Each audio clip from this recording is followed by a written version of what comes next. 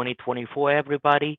As you may have noticed, my channel was always um, centered around Ukraine. It was entirely Russian and Ukrainian speaking. And today will be a first installment of many, I'm afraid, of English speaking episodes for one simple reason. To my greatest sorrow, highest echelons of political power, in particular presidential candidates on their debate stages, are saying things which are factually incorrect. And sometimes citizenry, in my humble face, will have to correct some of those statements. So the way I really want to do it, and I don't want to use ad hominem attacks. No one is dumb at that level of politics. No one is evil, right? People are people who perceive their own agendas. I'm not going to talk about agendas. I'm not going to talk about left or right, Democrats or Republicans. It doesn't really matter to me. What matters personally to me is a factual truth of the statements. So, and the way I want to do this is rather simple. I'm going to play a couple of clips, and then I'm going to correct what I think is wrong with those clips. So, hero of today's story is a presidential candidate from a Republican Party, Mr. Vivek Ramaswamy. So, I'm going to play a couple of clips of his, and I try not to cut his speech and let him speak for himself. If you've seen them before, just skip ahead to my commentary if you want, or just listen to what he has to say one more time. So let's start. Ramaswamy, are you persuaded by President Zelensky's urgent new plea? Where do you stand on more funding? I'm absolutely unpersuaded. And I'm actually enjoying watching the Ukraine hawks quietly, delicately tiptoe back from their position as this thing has unwound into a disaster. The first half of this race, I was the only person standing for it. Now they're actually quietly coming around to being more cautious, as they should. Level with the American people here. Ukraine is not a paragon of democracy. This is a country that has banned 11 opposition parties. It has consolidated all media into one state TV media arm. That's not democratic. It has threatened not to hold elections this year unless the U.S. forks over more money. That is not democratic. It has celebrated a Nazi in its ranks, the comedian in cargo pants, a man called Zelensky, doing it in their own ranks. That is not democratic. More facts for you that you won't hear from the mainstream in either party or the mainstream media. The regions of Ukraine that are occupied by Russia right now, in the Donbass, Luhansk, Donetsk. These are Russian-speaking regions that have not even been part of Ukraine since 2014, that other people probably couldn't name those provinces for you. Those are the hard facts. And so to frame this as some kind of battle between good versus evil, don't buy it. So let's sum it up. Ukraine is not a paragon of democracy. Russia is occupying two regions within Donbass region, which is Donetsk and Lugansk regions. By the way, thank you very much for learning the name of my hometown of Donetsk. It's a pleasure when an American tries to pronounce those words. I know it's really hard. So Ukraine is not a good democracy. Zelensky is a Nazi, and those regions are not really Ukraine, right? So those are summary of those statements. Let's go to clip number 2. So that might be there have been mistakes made in both administrations on the world stage, but let's just say you're in the Oval Office, and you are, as the President of the United States, part of NATO. Yes. And you see what's happening in Ukraine and Russia, just for example, and Russia moves on to a NATO ally. We will always honor our treaty commitments, but under my watch, Russia will not move on a NATO ally.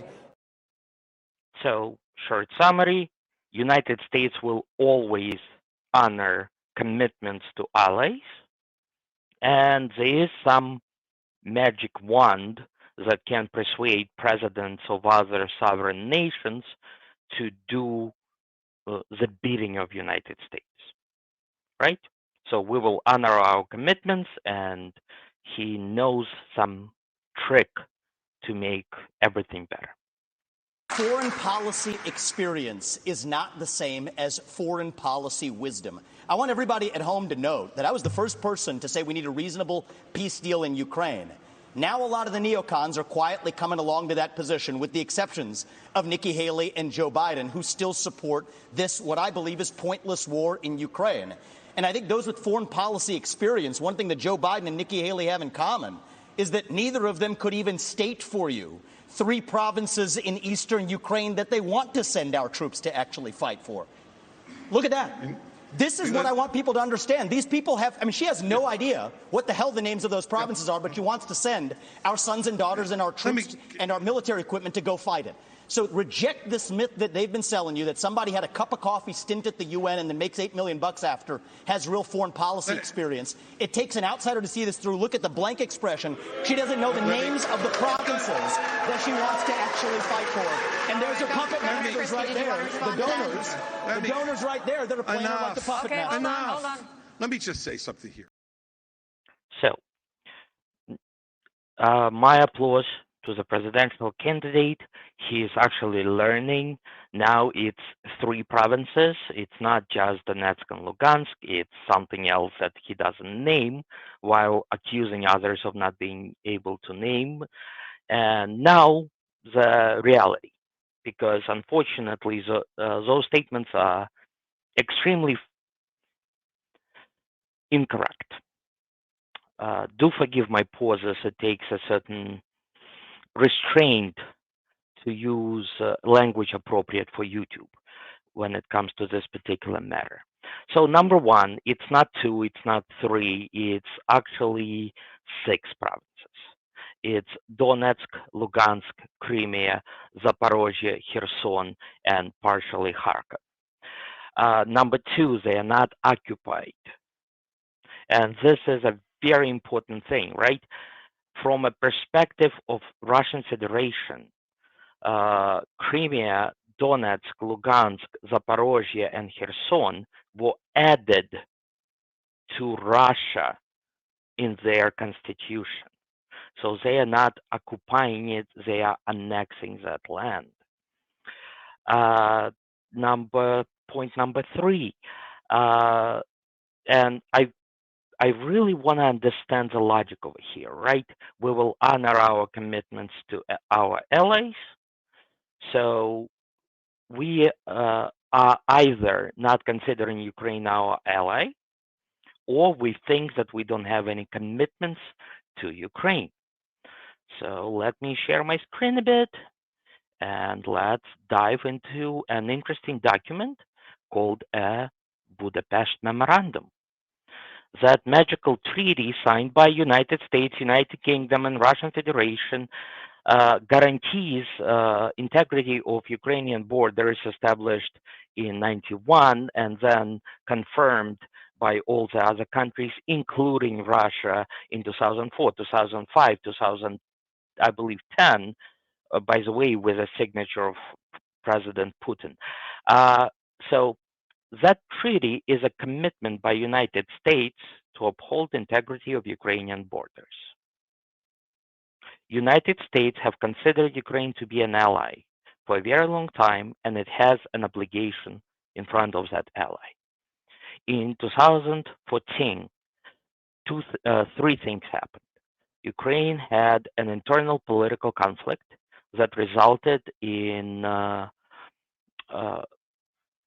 current president of Ukraine abandoning the post, running away from a country, by the way, running to Russia, where he's now a mayor of some city, right? So people started not even revolting, because it wasn't an armed revolt. People started protesting, president ran away, and Russia annexed Crimean Peninsula. There is no secret about it. No one said that it happened naturally or it was some sort of a civil motion. Russian military was in Crimea. How do we know this? If we look at the highest military honors for Russia, Hero of Russia, right? For the years of 2014 and 2015, you will see a number of people who were responsible for annexation of Crimea, military personnel, right? And we will see a lot of people who died during the fighting in Donetsk and Lugansk. What did United States do uh, to help Ukraine? Short answer is nothing. United States did not honor its commitment to an ally in 2014. Neither did UK, neither did other countries who signed that document. So we have somewhat of a civil war in portions of Donetsk and Luhansk regions that came to, I would say, lukewarm, almost cold state by 2016, and then was almost non-existent as a military conflict all the way up to 2022, where all of a sudden Russia, now officially with its own military, started attacking the rest of Ukraine. Now, those six regions, and actually regionally in 2022 it was more than six, Ukraine managed to fight back. So now those six regions, four of them have been officially added to Russian Federation by Russian Constitution. What is United States doing? United States is sending aid, which is wonderful. It would have been better in 2014, but at least now we're doing the right thing, right? Unfortunately, not really. And this is what I mean by not really. If someone needs $1,000 for an operation and you give them $100, are you helping them? Yes, you are. Are you saving their life? No, because $900 have to come from somewhere, and there is no way of getting it. So let's look at the amount of assistance that was provided by United States, and those numbers at first sound very large, right? Our total military assistance to Ukraine, military assistance, is $46.3 billion in all of the equipment, in military training. We're charging for that, right? Logistical support, we're charging for that. Well, everything costs money, so why not? So total of $46.3 billion. Sounds a lot. However, wars are expensive. For example, United States have spent over $2 trillion for the 7-year war in Iraq. 2.4 trillion. That would get us close to $285 billion a year. We gave Ukraine how much? 46 in 2 years. So 23 billion in assistance from US. Now, let's take a look at what that 46 billion actually means in terms of actual war cost. This war is very much a war of artillery. One of the main workhorses of artillery in a modern war is 155 millimeter howitzer ammunition. So how much does it cost, right? Let's figure it out. And by the way, all of those sources I'll try to put into a description, but they are very publicly available. They are no secret. They are pretty much Google it and you will find it. So, oh, by the way, another funny number just to throw there. United States military budget for 1 year is 812 billion. We send Ukraine in 2 years 40, right? We paid the bailout troubled asset relief program 700 billion in 2008. This is not accounted for inflation. This is 700 billion of 2008 money, right? So compared to that, military assistance of 46 billion doesn't starts not to sound too much. Some people still remember the economic crisis in Greece. Well, how much did we help a country that was not at war, right? That's an interesting question. And let's see, I believe, ah, $372 billion we gave to a country that was not at war to help with economy. This number didn't come from United States alone. It came from Europe, largely from European Union, some private banks, etc., etc., etc. But the sheer numbers, right? No war, 372 billion. War, 46.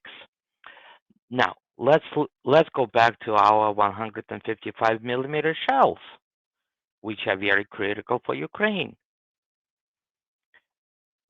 And so let's find out how much do they cost and how much do you need to shoot. And we will find some very, very interesting numbers. So Ukraine fires from 6 to 8,000 a day. Russia fires close to 40,000 a day. 40,000 rounds a day. How much do they cost? So they cost, at the beginning of a conflict in 2021, they costed $2,000, 2,000 euros a round. Right now, they range from 3.5 to 8. So let's run our numbers.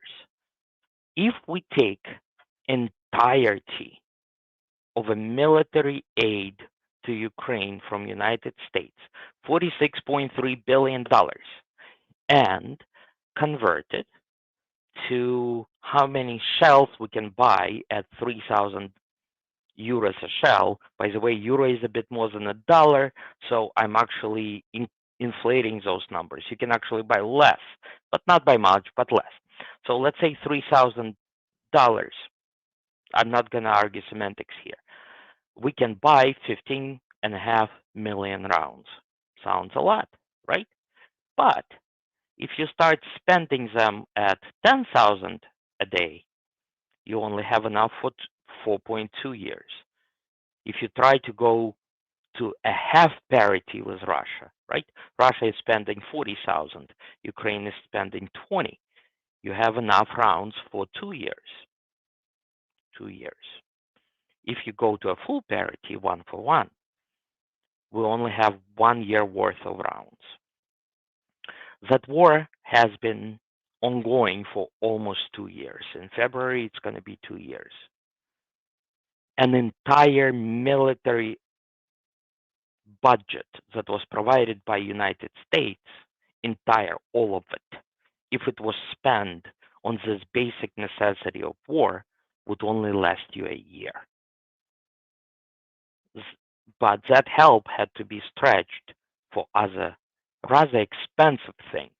For example, a Patriot anti-air missile system, because Russia has been bombarding civilians and civilian infrastructure. They made it a primary target, which has been proven. I don't think there's any doubt about that. So, is the United States helping? Yes,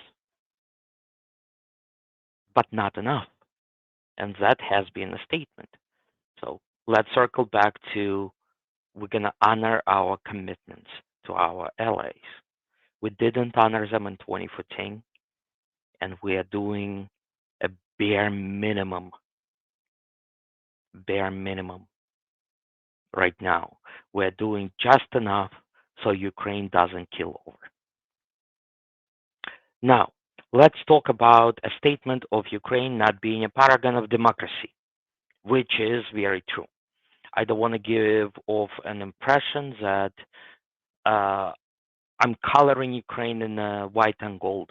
No, they're not a paragon of democracy, neither is the United States.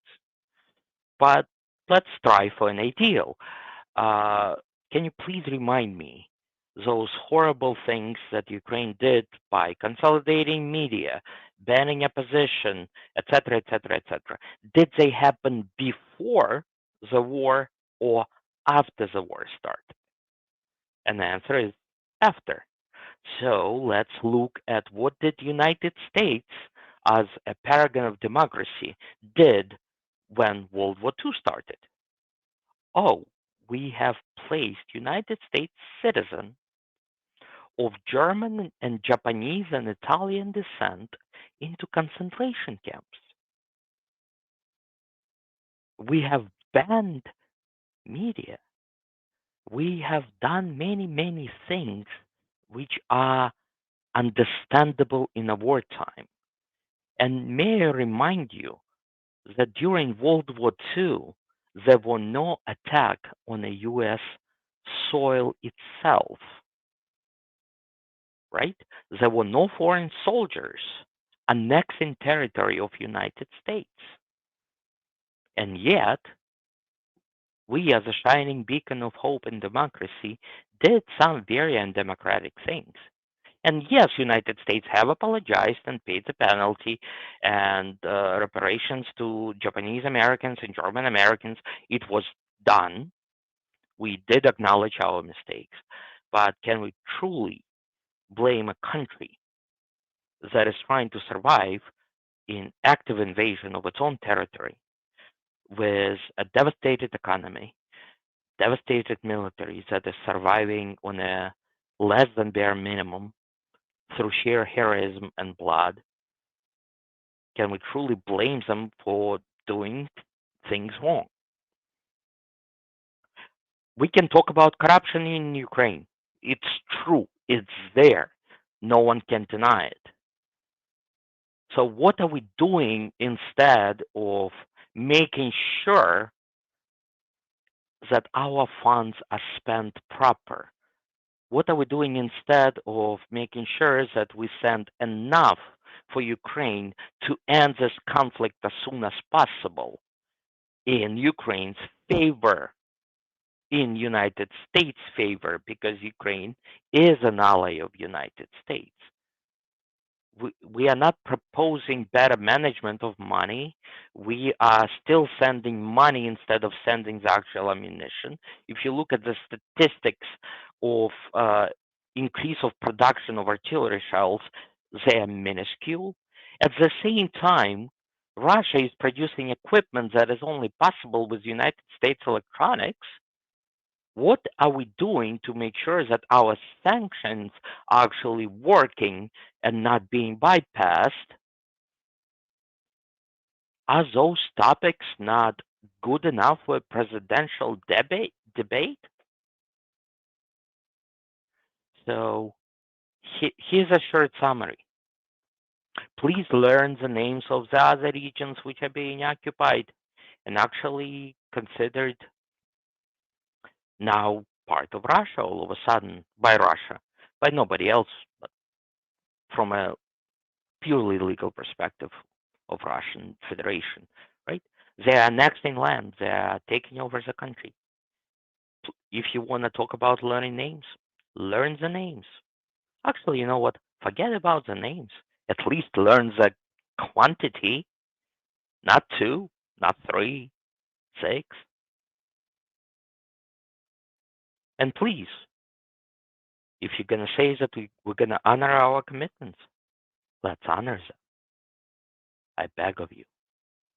And most of all, please, please, please stop making politics of my country, of United States of America, into a circus.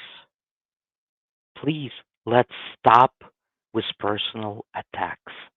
Let's talk policy. Let's talk actions. Let's talk factual reality and not opinion based at how many attacks at other candidates. I do believe that we as a country and you as a candidate can do much, much, much better. Thank you all for your time.